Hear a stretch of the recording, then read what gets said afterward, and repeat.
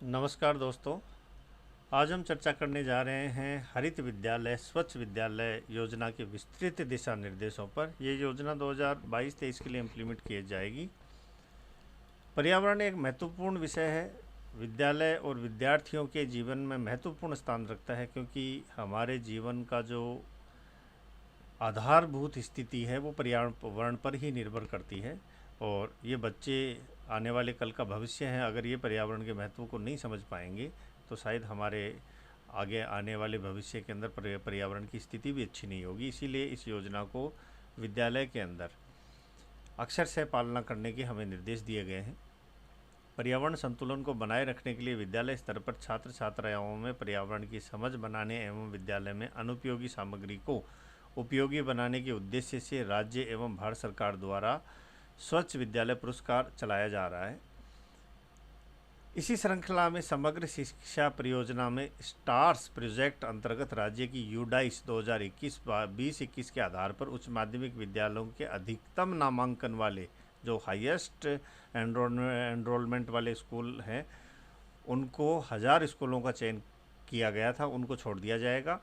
और 2021-22 के लिए अगले 2000 विद्यालयों का चयन किया जाएगा और उनको इस प्रोजेक्ट के अंदर रखा जाएगा। स्वाभाविक सी बात है, अगर प्रोजेक्ट बना है तो उसके उद्देश्य ज़रूर हैं। उन्हीं उद्देश्यों पर चर्चा कर लेते हैं। हमारे दैनिक जीवन में प्रकृति को स्थान देना अति आवश्यक है। प्रकृति के साथ मिलकर ही हम स्वच्छ समाज के निर्माण की कामना कर सकते हैं। कोविड-19 की वैश्विक महामारी को हमने देखा है और प्रकृति के महत्व को भी समझा है। कोविड-19 के बाद में पर्सनल हाइजीन हमारे लिए बहुत महत्व रखने वाला एक विषय हो गया है और स्वच्छता हमारे जीवन को एक उच्च स्तर पर ले जाने का मुख्य बिंदु भी साबित हुई है। पर्यावरण के संदर्भ में हम बात करेंगे आकाश, वायु और अग्नि तत्व के अंतर्गत वृक्षारोपण, पोषण, संरक्षण एवं हरित परिदृश्य के माध्यम से पर्यावरण मित्र की परिकल्पना को मूर्त रूप देना है। जल पेयजल को स्वच्छ बनाना है। पृथ्वी तत्व के अंतर्गत कचरा प्रबंधन, पर्यावरण संरक्षण के महत्व समझ एवं पर्यावरण के प्रति संवेदनशीलता एवं जागरूक बनाना। विद्यालय में सदन, विद्यालय के अंदर हमारे को हाउस पैटर्न जो कि हमने पृथ्वी, जल, अग्नि, वायु एवं आकाश के नाम से रखे गए हैं, उनके महत्व को बच्चों को समझाने की कोशिश करनी है। विद्यालय की जो पर्यावरण थीम है उसको फिर से बनाना, पुनर्स्थापित करना, यानी हमारे को रिसाइकिल के ऊपर ज़्यादा जोर देना है, बच्चों को समझाना है और ऐसी तत्वों का उपयोग करना जो पर्यावरण को हानि ना पहुंचाए। इस योजना के अंदर संस्था प्रधान के क्या दायित्व रहेंगे उस पर अभी हम चर्चा करेंगे। विद्यालयों को निम्नलिखित 3 मापदंडों को पूरा करने पर हरित और एवं स्वच्छ विद्यालय की श्रेणी के मापदंडों में लिया जा सकता है। पहला मापदंड है हरित परिदृश्य और वृक्षारोपण के माध्यम से पर्यावरण संवेदनशीलता, वायु, आकाश और अग्नि, पेयजल संरक्षण एवं स्वच्छता जल, कचरा प्रबंधन एवं स्वच्छ पर्यावरण पृथ्वी।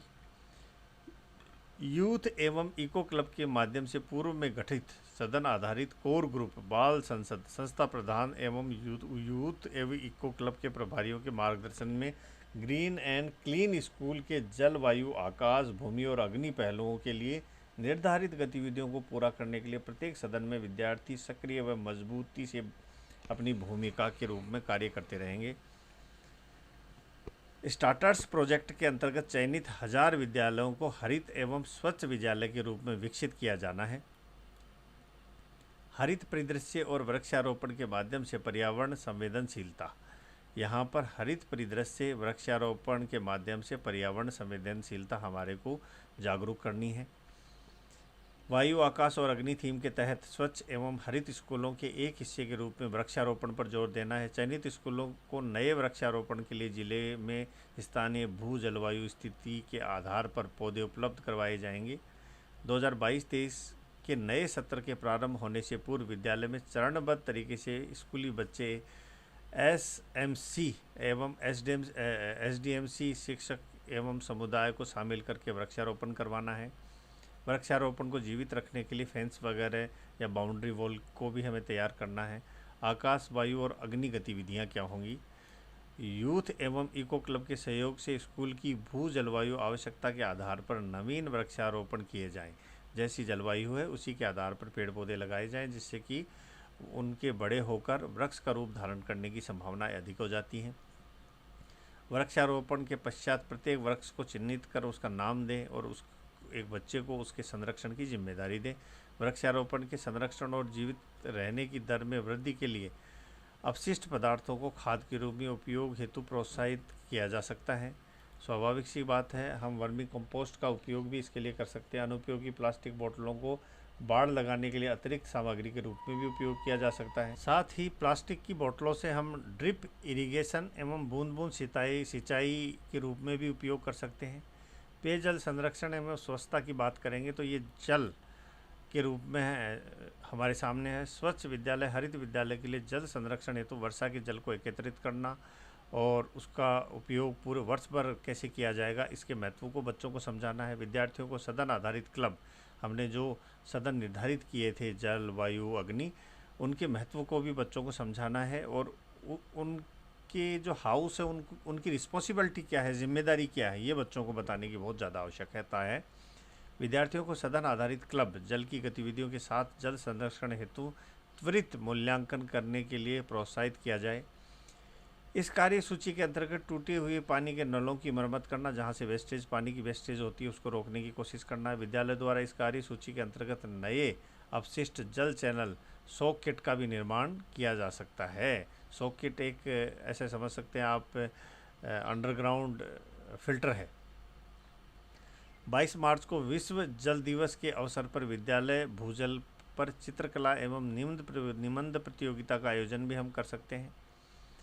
जिन विद्यालयों में पूर्व में वर्षा जल संचय टैंक स्थापित है, ऐसे विद्यालयों की छत के परिक्षेत्र की गणना को ध्यान में रखते हुए विद्यार्थी टैंक में जल संचय को नोट करेंगे, यानी वो कैलकुलेट करेंगे कि कितने क्षेत्र के पानी से कितना टैंक पानी का भरता है। संग्रहित जल के अनुसार विद्यालय परिसर में विभिन्न गतिविधियों के उपयोग होने वाले पानी की मात्रा को विद्यार्थी तदनुसार उपयोग में ले सकते हैं। गंदे अनुपयोगी जल को उपयोगी बनाना, अनुपयोगी यहाँ पर ये महत्वपूर्ण पहलू है। अनुपयोगी जल को उपयोगी बनाने हेतु हमें एक ऐसी कार्य योजना बनाने की आवश्यकता होती है। उस पानी को हम वृक्षारोपण के लिए उपयोग कर सकते हैं, या फिर अगर हमारे यहाँ पर किचन गार्डन है तो उस पानी का उपयोग हम किचन गार्डन के लिए भी कर सकते हैं। सोखता गड्ढों का निर्माण, अपशिष्ट पानी को सोखते गड्ढों में डालने की कार्य योजना विद्यार्थियों की सहभागिता से तैयार की जानी चाहिए, जिससे कि ग्राउंड वाटर लेवल ऊपर हो सके। कचरा प्रबंधन एवं स्वच्छ पर्यावरण, ये पृथ्वी हाउस की जिम्मेदारी रहेगी। कचरा प्रबंधन हेतु विद्यालय परिसर के कचरे को निस्तारण उपयोगी करने के लिए विद्यार्थियों के साथ मिलकर गीले कचरे के लिए कंपोस्ट गड्ढे का निर्माण किया जाए, जहां से वो कचरा सड़कर कंपोस्ट खाद के रूप में हम उसको अपने पेड़ पौधों में डाल सकें। विद्यार्थियों में कचरा निस्तारण एवं डस्टबिन के उपयोग हेतु समझ विकसित करनी है। हमारी डस्टबिन कल्चर बच्चों के अंदर डेवलप करना है। नीले रंग के डस्टबिन का उपयोग क्या होगा, उसके अंदर हमें प्लास्टिक कवर, बोतलें, कागज़ बॉक्स, रैपर वगैरह आदि डालने हैं। हरे रंग के डस्टबिन के अंदर हमें गीला कचरा डालना है और दोनों कचरों को हमें अलग अलग रखना है, जिससे कि उसका उपयोग हम आसानी से जब उसको यूटिलाइज हम करें तब हम उसका आसानी से उपयोग कर सकें। इसके अतिरिक्त प्रत्येक कक्ष में सामान्य रूप से छोटा डस्टबिन भी रखा जाना चाहिए। कंपोस्ट पिट का निर्माण करना, स्कूल परिसर के भीतर उत्पन्न गीले कचरे को स्वाभाविक रूप से निपटाने के लिए कंपोस्ट पिट स्थापित किया जाए। इन खाद गड्ढों के प्रति विद्यार्थियों की उचित सुरक्षा सुनिश्चित करने के पश्चात ही इसका उपयोग किया जाए, क्योंकि जब आप कंपोस्ट करोगे तो उसके अंदर से कुछ गैसें भी रिलीज होती हैं जो बच्चों के लिए हानिकारक होती हैं, उसका भी हमें ध्यान रखना है। अनुपयोगी चीज़ों को उपयोगी बनाना, बहुत सारी चीज़ें हम अनुपयोगी डिक्लेयर करके फेंक देते हैं, उसका उपयोग दोबारा किया जा सकता है। इसके लिए भी बच्चों को हमारे को मोटिवेट करना है। बेस्ट आउट ऑफ वेस्ट प्रतियोगिता का आयोजन करना है, जिससे बच्चे उनकी फ़ोटो फ्रेम बना सकें या और कोई आर्ट बना सकें और उसका उपयोग दोबारा किया जा सके। मॉनिटरिंग, इस पूरी परियोजना की मॉनिटरिंग की अभी हम बात करेंगे। मुख्य जिला शिक्षा अधिकारी एवं अतिरिक्त जिला परियोजना समन्वयक की जिम्मेदारी रहेगी मॉनिटरिंग की। वित्तीय व्यय हेतु विशेष दिशा निर्देश, जब परियोजना है तो स्वाभाविक सी बात है आर्थिक मामले भी इसके अंदर आएंगे।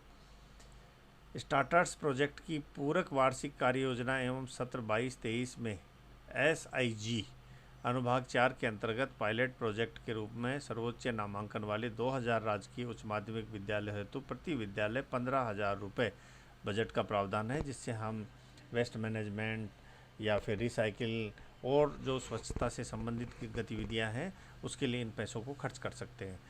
बजट से निर्धारित बजट सीमा से अधिक राशि खर्च नहीं की जाएगी, स्वाभाविक सी बात है।